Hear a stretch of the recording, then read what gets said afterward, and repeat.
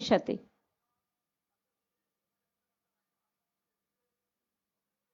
এটা তো হতে পারে না। আমি অনুরোধ করব এখানে যারা আমরা তো অফিসিয়াল পারমিশন নিয়ে করছি।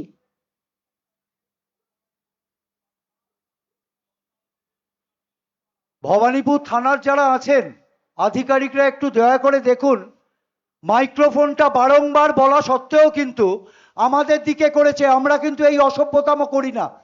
70 নম্বর ওয়ার্ড ভবানীপুর এই অসভ্যতা মানবে না, বাংলায় এই অসভ্যতা চলবে না। একটু দয়া করে সংবাদপত্রের মাধ্যমে সংবাদ মাধ্যমের ভাই বোনেরাও দেখুন, শুনুন।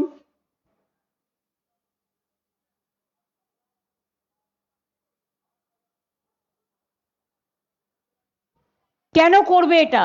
ইলেকশনের কতগুলো রুলস আছে, তাহলে ওরাও যেদিন মিটিং করবে তোমরা পাল্টা লাগিয়ে দেবে, তখন পুলিশ খুলতে আসলে মেয়েদের ধরে এফআইআর করবে। এটা পার্সিয়ালিটি, এটা পার্সিয়ালিটি। আমি 1 সেকেন্ড টাইম নিচ্ছি, sorry.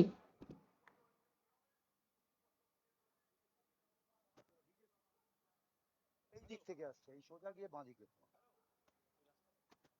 চক্রবটিয়া road north.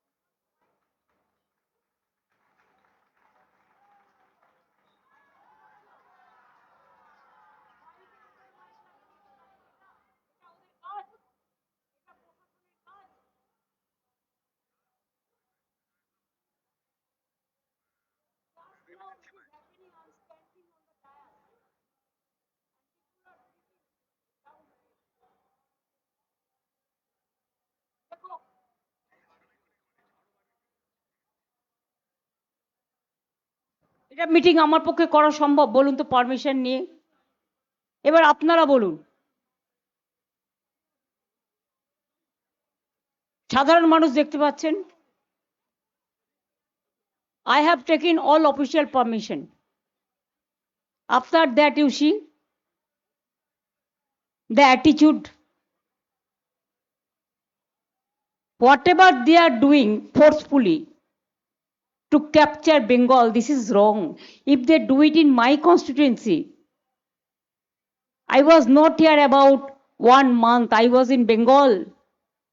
I was contesting, I was campaigning for my 200 seats, and Abhishek also campaigning for about 100 seats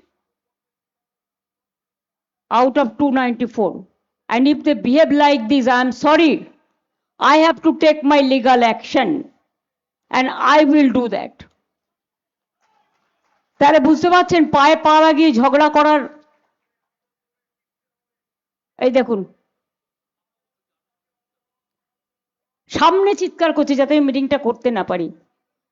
মা ভাই বোনেরা আমায় ক্ষমা করবেন, আমি আপনাদের সবার কাছে ক্ষমা চেয়ে নিচ্ছি। আমি কালকে এখানে র্যালি করে দেবো।